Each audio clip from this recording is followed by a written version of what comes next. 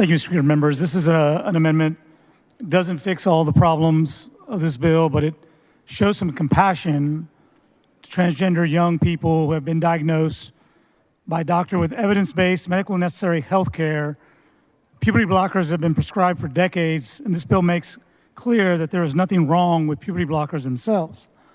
There is an explicit carve-out in this bill to allow doctors to keep prescribing puberty blockers for precocious puberty as they have for decades. This amendment extends that to allow transgender youth who are diagnosed with gender dysphoria to access the exact same medical treatment. This amendment will allow those who are 16 years and up to access hormone therapy if they have been diagnosed with gender dysphoria and prescribed such a treatment by a licensed doctor. The amendment itself, if you look at it, is done with the consent of the child's parent or legal guardian. We've heard lots of debate and what I thought was a very hard amendment to deal with a medical condition.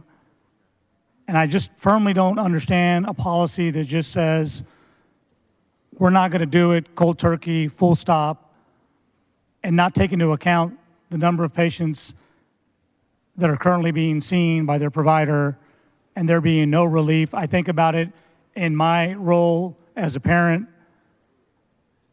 If someone told me that I had to stop working to provide for my family, how do I do that? I think about it as we craft policy, that if we're going to take something away, that we have an alternative. And I think here, the only thing I see is that we're just going to shut this down because there's a dispute or a pause or inconsistency in the science.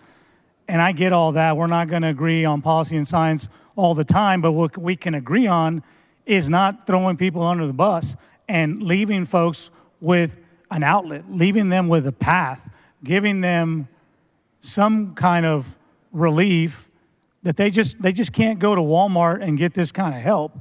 They need to do it with their parental consent, which is something we believe in. They need to do it in consultation with their medical doctor, which is something we believe in. And what I always thought we believed in is that those decisions should be left to them and not us. And that we shouldn't be in a position of judgment.